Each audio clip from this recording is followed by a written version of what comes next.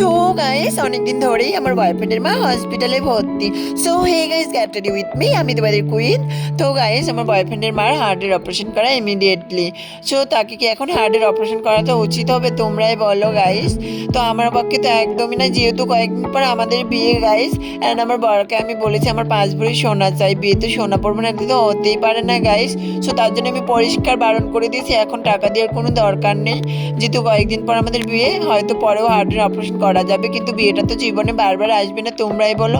So তার জন্য আমি বারণ করেছি, তোমরাই কমেন্টে জানিও আমার সিদ্ধান্তটা খারাপ হলো না ভালো হলো।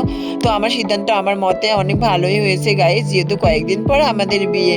তো বিয়েতে তো অনেক টাকা খরচা হবে, তোমরা তো সবাই জানো বিয়েতে অনেক টাকা খরচা, তার জন্য কিন্তু আমি বারণ করে দিয়েছি গাইস। এদিকে দেখো আমি আমার হবু শাশুড়ি মাকে দেখতে যাব হসপিটালে, তার জন্য এখানে রেডি হয়ে যাচ্ছি খুব তাড়াতাড়ি করে। শাশুড়ি মাকে দেখতে যাবো তো রেডি হবো না, একটা কথা হতে পারে বলো? তো শাশুড়ি মাকে দেখতে যাওয়ার জন্য এখানে কয়েকটা ছবি তুলে নিচ্ছি। অ্যান্ড পারফিউম তো লাগাতে হবে, তোমরাই বলো। তো শাশুড়ি মাকে দেখতে যাওয়ার জন্য পুরোপুরি রেডি হয়ে গেছে, আমাকে কেমন লাগছে কমেন্টে জানিও।